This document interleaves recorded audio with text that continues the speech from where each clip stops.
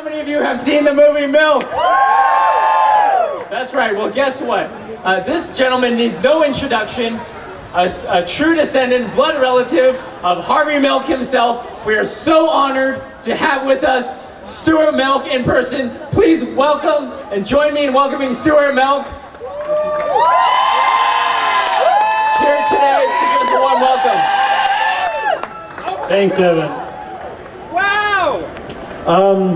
You know, actually, if you've seen the movie Milk, I feel a little bit like my uncle in the scene when he took out the soapbox on Castro and there were maybe 16 people out there and he started talking about, we're going to fight for our rights. So those 16 people became a voice of San Francisco. They became a movement that elected the first openly gay person in California. So we're here to have fun, but we're also here to, when we celebrate our community, we're here to let people know that we're not going to settle for anything less than full equality. So May 22nd, Harvey would have been 79 years old today. And so we've come a long way, but we must remind our president, our great leader, Barack Obama. We had a great victory. We elected the first person of color.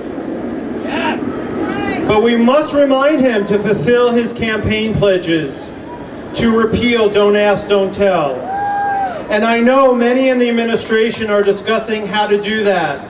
But while they are discussing how to do that, we have brave LGBTQ soldiers who are being fired every week. We must remind the president to fulfill his campaign pledges to repeal the Defense of Marriage Act.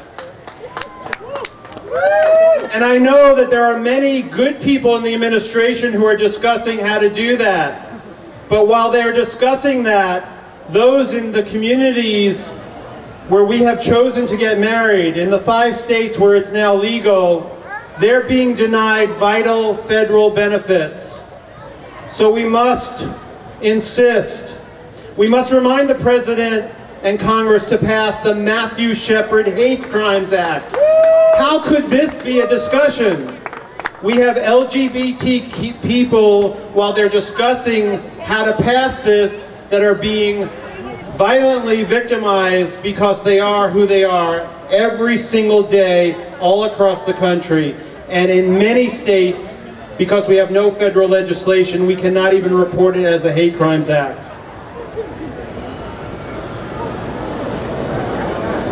One more note on Don't Ask, Don't Tell. Recently, the White House said that Don't Ask, Don't Tell is against our national interest, and the President supports full equality in the military, but wants Congress to take a stand. We must remind the President that President Truman did not think it necessary to desegregate the military, and he did not seek to do it through Congress, he did it through executive order. So we must remind our first person of color in the White House that we have another community that does not have equality, and he can do some things as President Truman did. Equality is quite simple, it's not complicated. You either have full equality or you don't. So I know that we're here and we're enjoying ourselves, but we do have people all across the world. I just came back from Rotterdam, and Western Europe has a lot of progressive laws, but they look, and they told me they look to not only the US, but they look to California. They look to California as a beacon of light and a beacon of hope. So please, if Harvey resonated with you, if the movie Milk resonated with you, if you listened to that message and you said, you know, I'm enjoying the freedoms that we have in the LGBT community that we didn't have 30 years ago, I certainly am. But we have more to do, and we need you. As Harvey would say, we need you, and we need you, and we need you, and we need you. We need all of us to be active. We need all of us to talk to the administration to let them know We don't need to wait 200 days for them to be in office to pass full equality. We need action. We're demanding action. We want to see action. Regardless of what the decision is on Tuesday on marriage, there's things that can be done in Washington. We want to see that happen.